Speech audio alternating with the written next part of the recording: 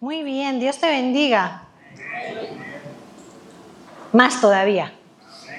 Si estás aquí, estás en pie, has despertado esta mañana, ya es una gran bendición, ¿a que sí? ¿Verdad? ¿Te sientes bendecido? Gloria a Dios. Pero somos insaciables. Queremos más del Señor y queremos más de su presencia, ¿verdad?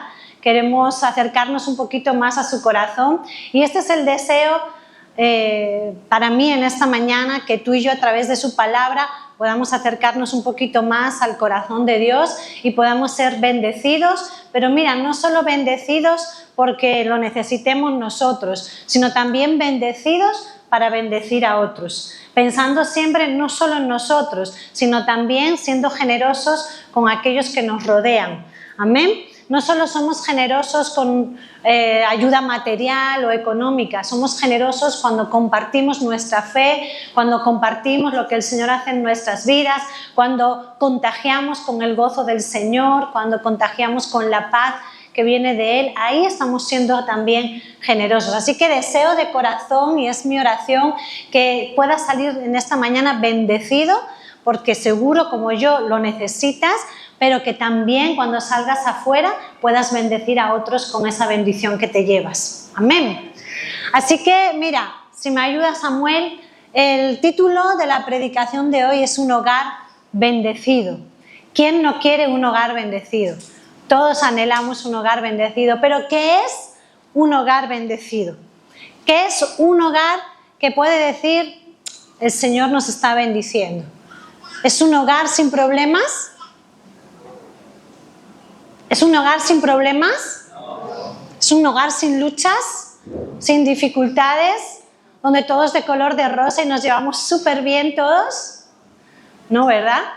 Un hogar bendecido es aquel que, a pesar de las dificultades y a pesar de los problemas y a pesar de las diferencias entre aquellos que conviven en el hogar, pues se ve, se percibe, se transmite la gracia de Dios en sus vidas. Ese hogar está lleno del favor de Dios, porque en medio de las dificultades y en medio de los problemas, ese hogar se mantiene firme en el Señor. Ese es un hogar bendecido. El que sabe valorar la presencia de Dios, se aferra a ella, la cuida, la atesora y cada día toma y hace el esfuerzo para que esa presencia sea cada vez mayor. Eso es un hogar bendecido. Es un hogar donde se vive la gracia de Dios, donde se transmite la gracia de Dios. Y hubo un hombre en el Antiguo Testamento, tal vez te doy unas pistas, ya vas a saber quién es. Un hombre, se le menciona muy poco, pero dice que el arca de la presencia fue llevada a su casa. ¿Cómo? Obed-Edom, claro que sí. Vamos a orar. Quiero que el ejemplo de Obed-Edom pueda calar hondo en nuestros corazones hoy y podamos también ser bendecidos como su casa lo fue. Amén. Señor, te damos gracias por tu palabra. Gracias porque nos bendices a través de ella, nos enseñas, nos guías. Señor, porque tu palabra viene a ser bálsamo también para nuestros corazones, viene a ser respuesta a nuestras preguntas, a nuestras inquietudes, Señor. Gracias, Dios mío, porque en esta mañana estamos aquí, Señor. Tenemos este privilegio de estar con libertad escuchando tu palabra, Señor.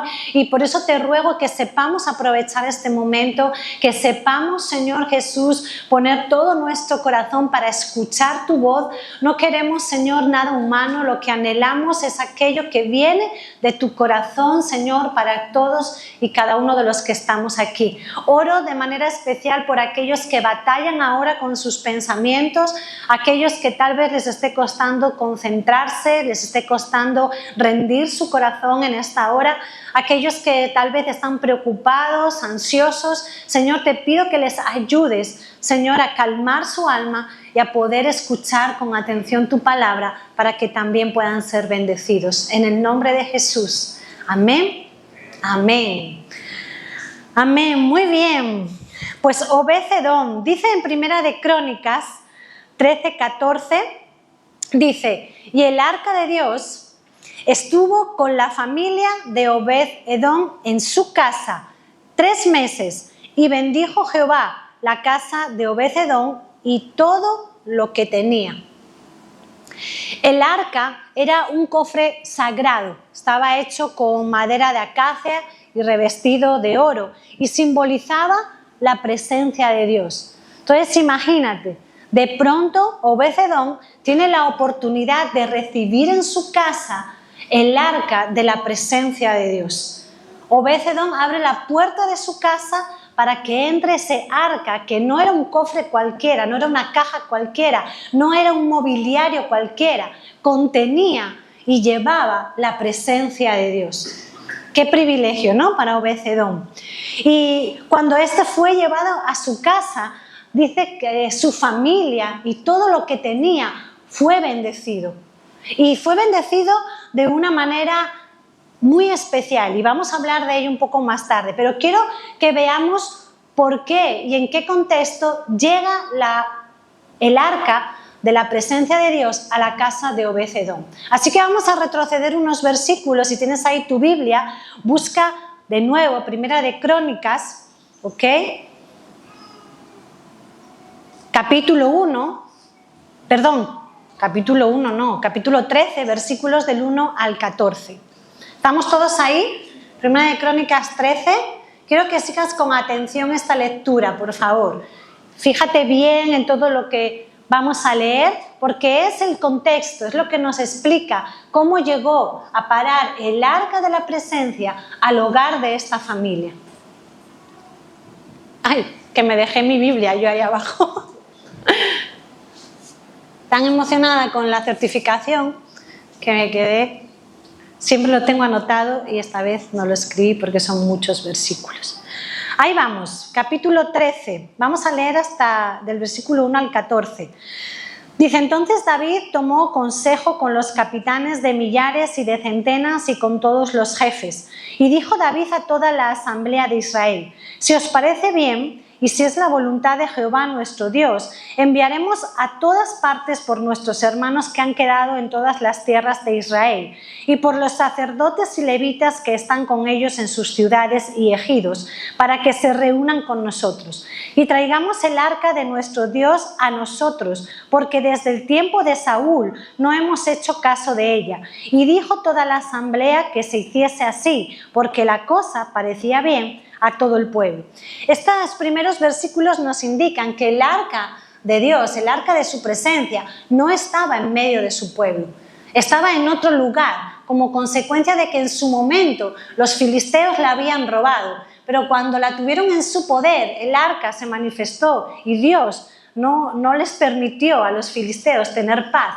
Y entonces ellos la devolvieron. Al devolverla, el pueblo no la llevó con ellos, sino que la dejó en otro lugar que vamos a ver ahora, que menciona más adelante. Dice: entonces David reunió a todo Israel, desde Sior de Egipto hasta la entrada de Hamat, para que trajesen el arca de Dios de Kiriat Jearim. Ahí es donde estaba el arca. Dilo tú, a ver. Kiriat Jearim. Muy bien. Y subió David con todo Israel a Baala de Kiriat Jearim, que está en Judá, para pasar de allí el arca de Jehová Dios, que mora entre los querubines, sobre la cual su nombre es invocado. Y llevaron el arca de Dios de la casa de Abinadab, quédate con esto, de la casa de Abinadab, en un carro nuevo, y Uza y Ahío guiaban el carro. Y David y todo Israel se regocijaban delante de Dios con todas sus fuerzas, con cánticos, arpas, salterios, tamboriles, címbalos y trompetas. Pero cuando llegaron a la era de Quirón, Uza extendió su mano al arca para sostenerla porque los bueyes tropezaban. Y el furor de Jehová se encendió contra Uza y lo hirió, porque había extendido su mano al arca, y murió allí delante de Dios. Y David tuvo pesar, porque Jehová había quebrantado a Uza, por lo que llamó a aquel lugar Perez Uza hasta hoy. Y David temió a Dios aquel día y dijo: ¿cómo he de traer a mi casa el arca de Dios? Y no trajo David el arca a su casa en la ciudad de David, sino que la llevó a casa de Obed-Edom geteo. Y el arca de Dios estuvo con la familia de Obed-Edom en su casa 3 meses, y bendijo Jehová la casa de Obed-Edom y todo lo que tenía. Vaya situación fuerte que se dio, ¿verdad? Vaya situación que a nuestra mente humana cuesta mucho comprender. Sin duda alguna, la muerte de Uza nos choca fuerte, o solo me choca a mí, ¿verdad? A uno le choca leer eso de que él fue a querer, ¿verdad?, con buena voluntad, que el arca no se cayera, pero al tocarla, el Señor acabó con su vida. Y esto tiene una explicación que encontramos en la palabra, y es que desde la ley de Moisés había sido dicho al pueblo que el arca no se tocaba, bajo ningún concepto. El arca era la presencia de Dios, algo sagrado, y bajo ningún concepto el arca se podía tocar. Es más, era necesario y estaba ordenado por Dios que el arca se moviera y se llevara de una manera muy concreta. Tenían que ser los levitas, solo los levitas, y tenía que ser cargada en hombros. Y al cargarla en hombros tenían que usar unas varillas específicas, también consagradas, ¿verdad? Y todo tenía que seguir ese orden. Eso el Señor lo dejó clarísimo a su pueblo, y eso era innegociable. El arca no se toca. Es algo sagrado, y para tocarla solo los levitas, y debían prepararse de una manera también muy específica para poder ministrar el arca. O sea, había unas normas, ¿verdad? Y es por eso que al tocarla, Uza, el Señor terminó con su vida, pero aún así nos sigue chocando. Ahora, quiero que reflexionemos sobre algo. Uza era hijo de Abinadab. Es decir, era hijo del hombre donde habitaba el arca, a donde fueron a buscar el arca. Donde estaba el arca cuando David salió con todo su batallón a buscarla, allí estaba Abinadab con sus hijos, Eleazar, Uza y Ahio. ¿Ahio? Sí, es que vaya los nombres de la Biblia, ¿no? Un poco complicados. Pues Uza era hijo de Abinadab. ¿Sabes cuánto tiempo estuvo el arca en casa de Abinadab? ¿Alguien lo sabe? Más de 20 años. Más de 20 años estuvo allí la presencia de Dios, más de 20 años estuvo en esa casa el arca, Y es muy curioso porque aun a pesar de haber estado tanto tiempo allí el arca, no hay ningún registro que nos indique que esa casa, que esa familia fue bendecida como Obed-Edom en 3 meses. No hay nada que nos indique que ellos recibieron la bendición en su familia y en todas las cosas como la recibieron Obed-Edom y su familia en esos 3 meses. Así que estamos viendo aquí, mira, 2 casas, 2 hogares, 2 familias que albergaron la presencia de Dios, que tuvieron la presencia de Dios en su casa, pero no fueron afectados de la misma manera. Aun teniendo la misma presencia, era el mismo arca que había estado en la casa de Abinadab, pero la casa de Obed-Edom fue bendecida de una manera impresionante e impactante, mas la casa de Abinadab no hay registro de que sucediera. 20 años en los cuales lo que hizo Abinadab fue ungir a uno de sus hijos para que pudiera tratar con el arca, ¿sí? Ungirlo para cumplir con la ley de Dios, pero para que pudiera cuidar el arca. Pero en esa casa, como os decía, también estaban sus otros 2 hijos, Uza, que fue uno de los que murió, y Ahio, que era con Uza el que ya estaba guiando el carro donde iba el arca. Pero mira, esa reacción incontrolada de Uza, es extender la mano y tocar el arca sin ni siquiera tener en cuenta que estaba prohibido, nos habla de que tal vez, muy posiblemente, o bien estaba muy familiarizado con el arca y tal vez le había perdido el respeto que le debía, o tal vez no se le enseñó correctamente. Tal vez a pesar de los años que el arca estuvo allí, no fue instruido correctamente. Porque cuando uno recibe una instrucción, esa instrucción y cala hondo en tu corazón y está enraizada en tu vida, eso va a determinar tus reacciones, va a determinar tu manera de reaccionar ante las situaciones.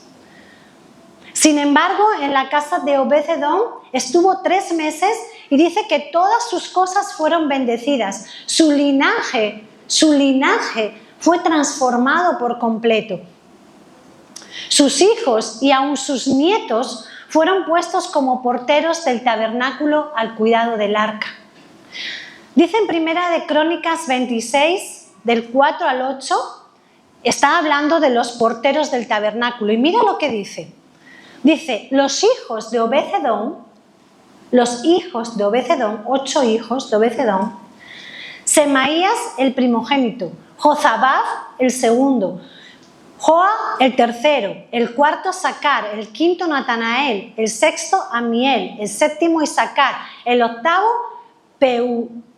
Peultai, porque Dios había bendecido a Obed-Edom. O sea, porque Dios había bendecido a Obed-Edom, su descendencia, sus hijos habían sido considerados para estar como porteros en el templo, para cuidar la presencia del arca.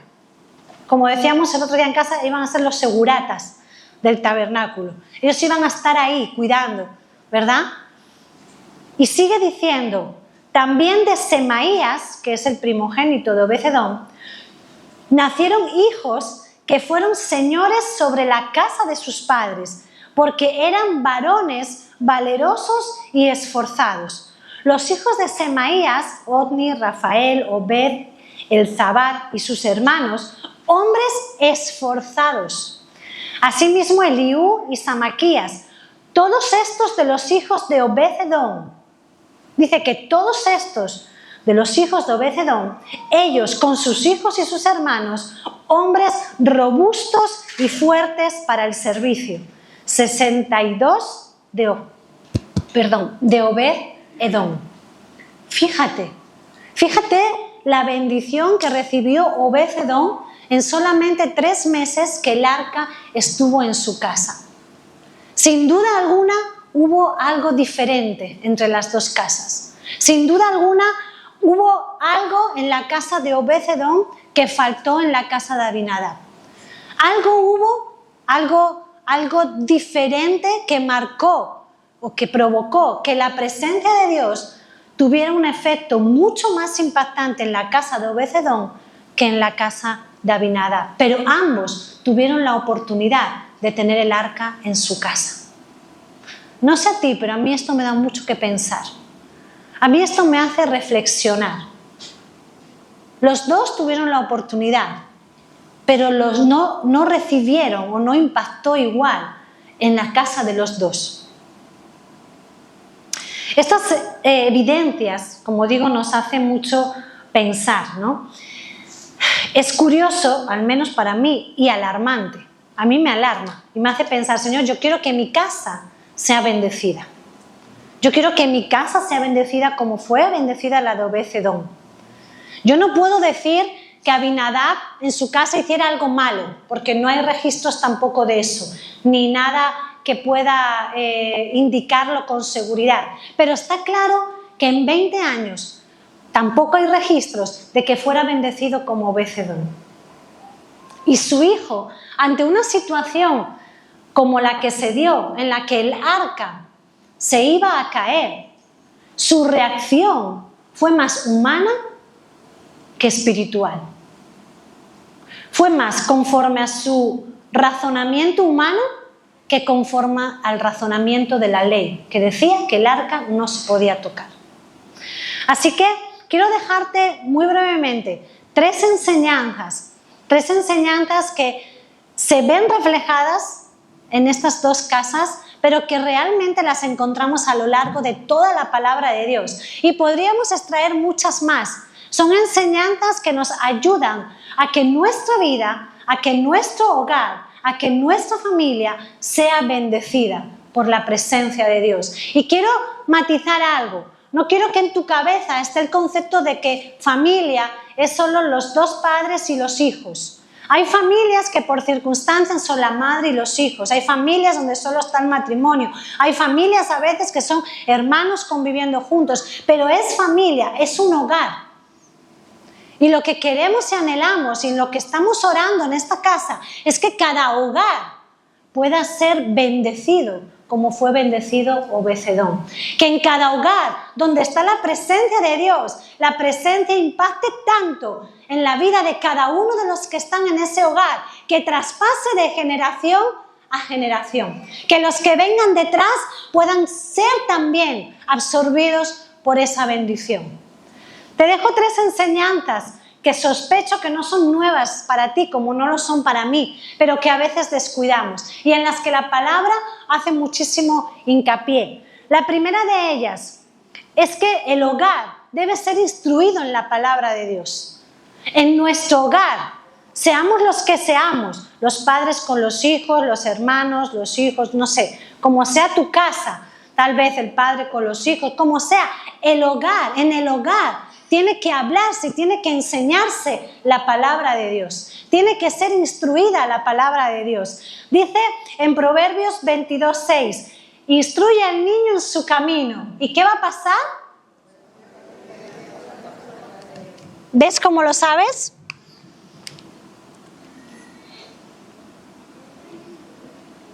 Instruye al niño en su camino y aun de viejo no se apartará de él. Pero mira también lo que dice Josué 1:8. Nunca se apartará de tu boca. ¿De dónde? De tu boca este libro de la ley, sino que de día y de noche meditarás en él.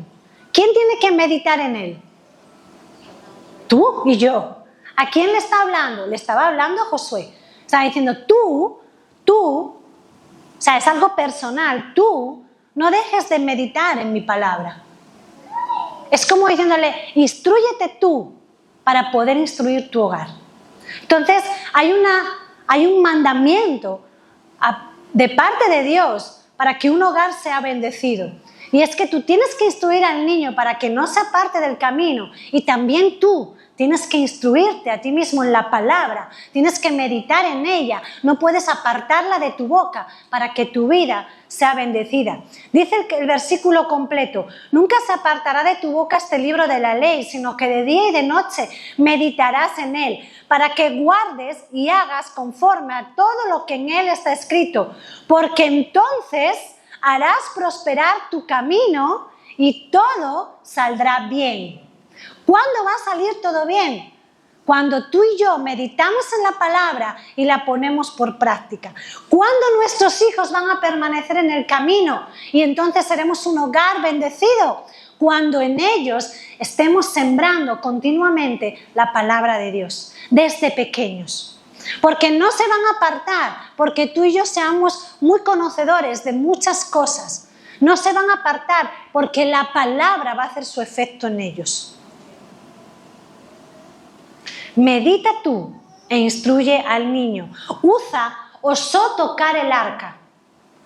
Fue un atrevimiento. Nosotros tal vez lo podemos ver como buena voluntad. Bueno, es que no quería que se cayera. Pero en ningún momento el Señor en su mandamiento de no tocar el arca dejó una excepción. Ni una excepción.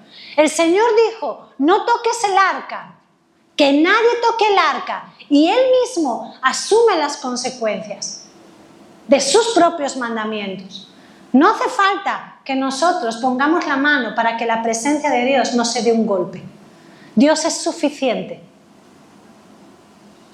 Entonces, esa buena voluntad de Uza no anuló el mandamiento de Dios. Pero, como os decía antes, esa reacción que él tuvo, que no la pudo controlar, nos puede también indicar que realmente no fue instruido como debía haberlo sido.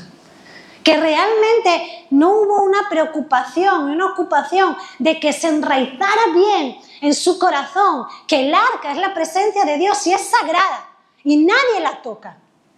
Nadie, bajo ningún concepto y en ninguna situación.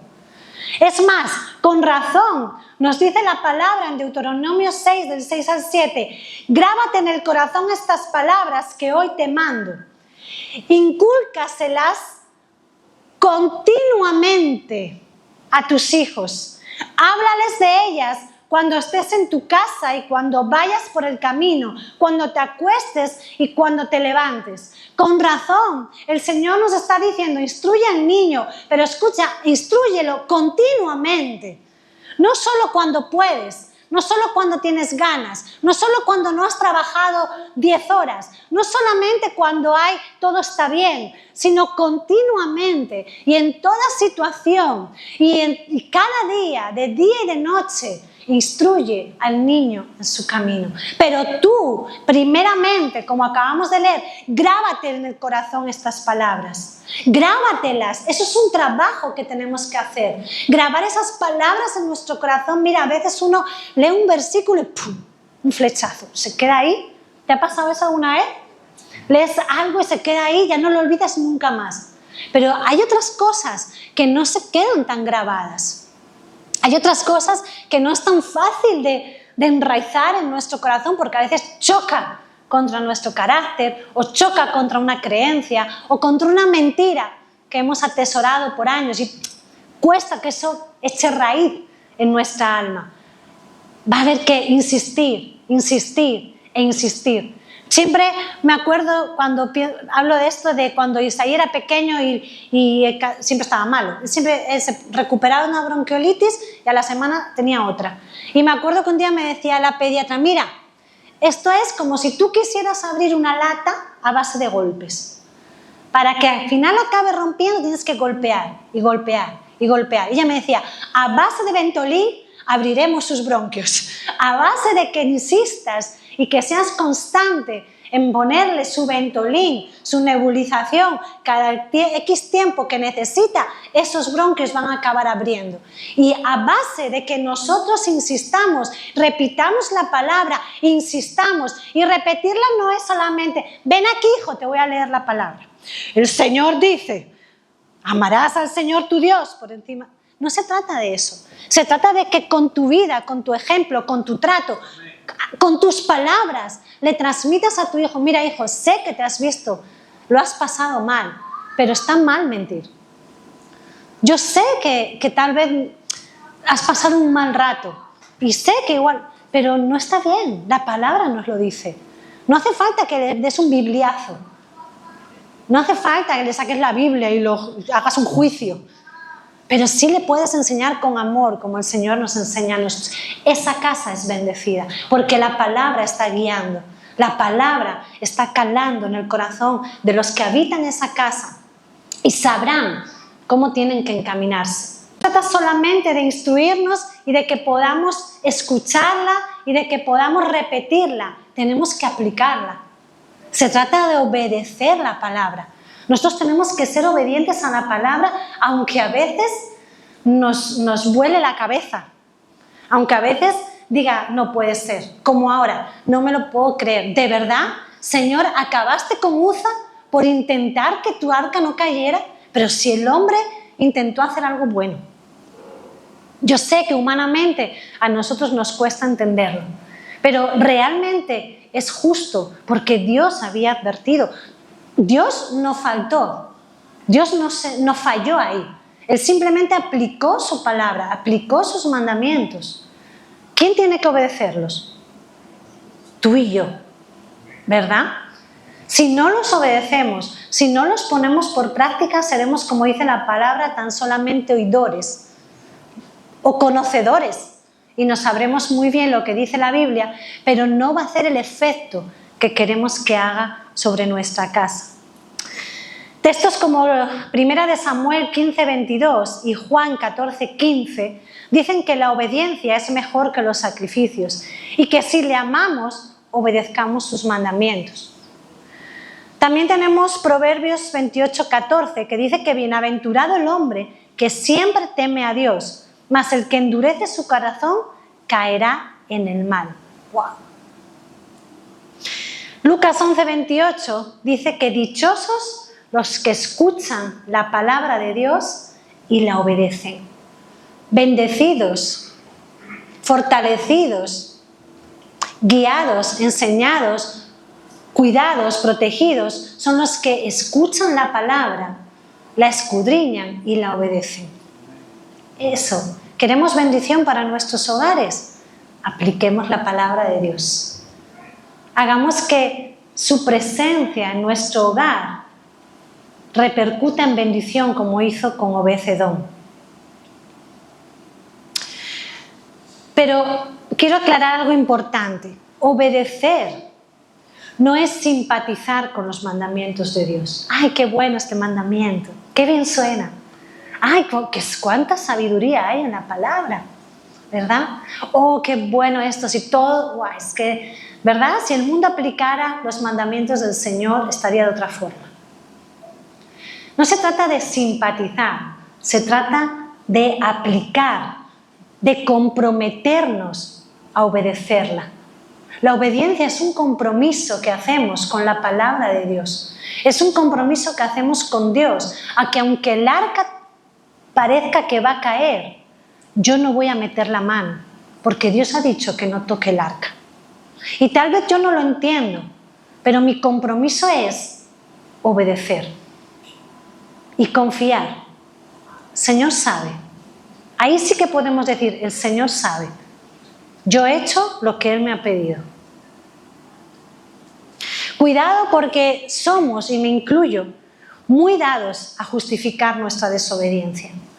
En el nombre de la buena voluntad y el querer hacer algo bueno, muchas veces faltamos el respeto a Dios. Muchas veces faltamos a sus mandamientos.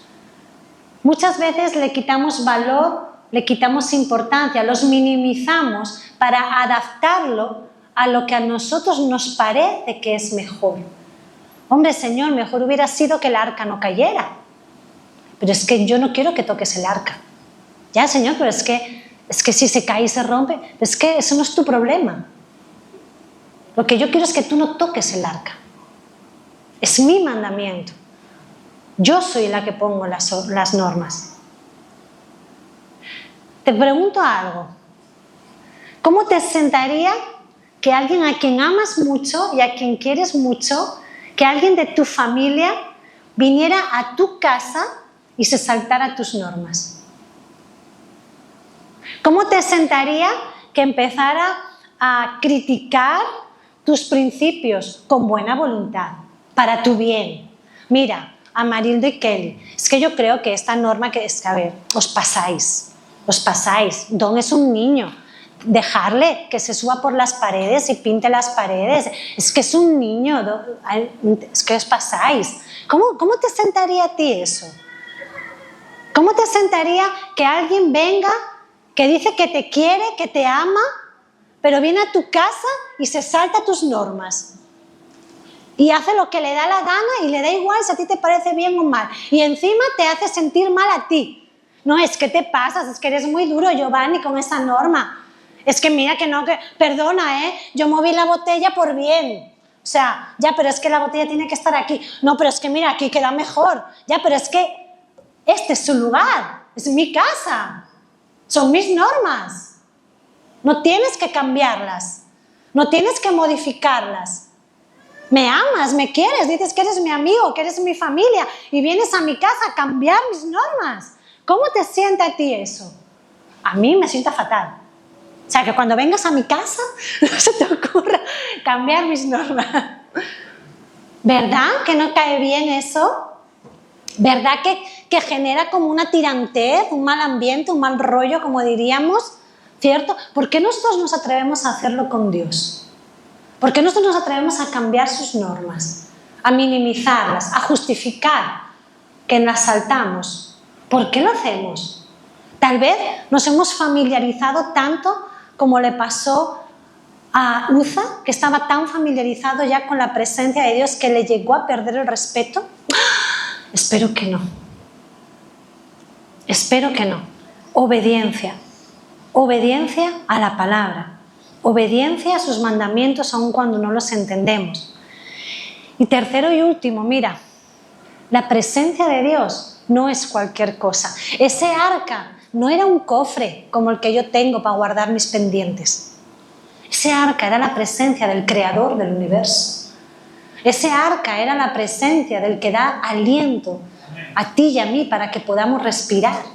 Ese arca no es cualquier cosa. Ese arca no es un elemento decorativo en una casa. La presencia de Dios no es algo de lo que alardemos. ¡Ay, en mi casa está la presencia de Dios! ¿Sí?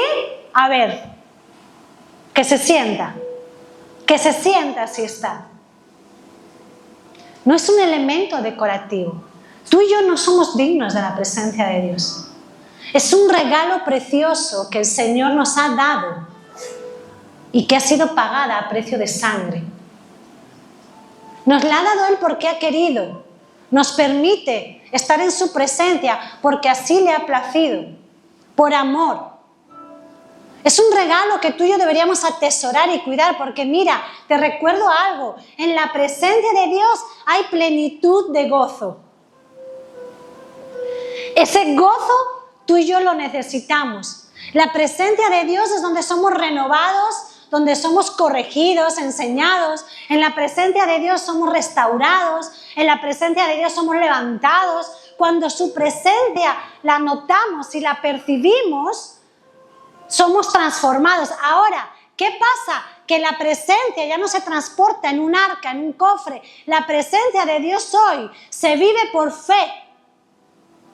Es decir, que tú y yo tenemos que acercarnos a la presencia de Dios creyendo que le vamos a encontrar, creyendo que está ahí, como dice Hebreos, creyendo que la presencia de Dios está en este lugar, pero yo me voy a acercar con fe, con reverencia, honrando esa presencia, no faltándole al respeto y cuestionándole sus mandamientos. No me voy a acercar a su presencia para defenderme de mi pecado. Me voy a acercar para alabarlo, para darle gracias porque perdonó y salvó mi vida. Me voy a acercar para decirle, Señor, me humillo delante de ti porque tú eres el único sentado sobre un trono inamovible. Eres el único que creaste cielo y tierra. Tú eres Dios. Me arrodillo, me postro, le reconozco, lo valoro, respeto sus mandamientos, los pongo por práctica y no voy luego quejándome. Ay, Señor, ayúdame, pero si no me estás haciendo caso. Eso es faltarle al respeto a Dios. Yo no sé si a Abinadab le faltó el respeto a Dios, pero sí sé que en la casa de Obed-Edom, en solo 3 meses, esa presencia cambió el linaje de Obed-Edom. Y estamos orando para que esta casa esté llena de hogares, llenos de la presencia de Dios, pero no solo que estén ahí, la presencia de, somos hijos de Dios, la presencia de Dios está aquí. La presencia de Dios está en todo lugar, pero no todo el mundo la puede disfrutar. Es por fe, en obediencia que la disfrutamos. Y cuanto más nos entregamos, más crece la presencia de Dios, más terreno coge en nuestro hogar, más terreno coge en nuestro corazón, más lo viven nuestros hijos. Y todos los que están en el hogar son bendecidos, como aquel carcelero, ¿te acuerdas? El carcelero de Filipos, que no creía. Y cuando Pablo y Silas estaban en la cárcel y la cárcel fue movida y él tuvo temor de que de pronto los presos se hubieran ido, ¿cierto? Se hubieran escapado y se iba a quitar la vida. Y Pablo le dice, no, espera, que estamos todos aquí, tranquilo. No nos hemos ido ninguno, estamos todos aquí. ¿Sabes cómo reaccionó ese hombre? Se fue corriendo y le preguntó a Pablo, ¿qué tengo que hacer para ser salvo? Y ese hombre abrió la puerta de su casa a la palabra de Dios y llevó a su familia a escuchar la palabra de Dios. ¿Y sabes cuál fue la consecuencia? Que él y su casa fueron salvos. Porque la palabra de Dios ocupó el lugar que le correspondía. Hogares bendecidos, hogares que obedecen, hogares que instruyen la palabra, hogares que aprecian, valoran y honran la presencia de Dios como se merece. Amén. Así que te voy a invitar a que te pongas de pie ahí donde estás. Estamos en un tiempo en el que, como discípulos, queremos hacer más discípulos. Primeramente en nuestra casa, ¿verdad? Pero también a todo aquel círculo de influencia que el Señor nos permite tener. cerca de nosotros. Pero cuando tú y yo hagamos discípulos, no significa que les vamos a enseñar la palabra para que la conozcan y la memoricen. Tenemos que enseñarles a aplicarla, a vivirla. Pero no vamos a poder hacerlo si tú y yo no la vivimos primero. No vamos a poder hacer discípulos de verdad, que amen la palabra de Dios, que obedezcan, que amen su presencia, si nosotros no lo estamos haciendo. Si nosotros estamos jugando con sus mandamientos, estamos cuestionando sus mandamientos y estamos aliviando sus mandamientos. Bueno, pobrecito, es que es muy duro lo que el Señor dice aquí. Entonces no estaremos haciendo discípulos fuertes, como los hijos de Obed-Edom, hombres valerosos, fuertes. Y queremos que esta casa esté llena de discípulos fuertes, valerosos, que levantan otros discípulos fuertes y valerosos también. Amén.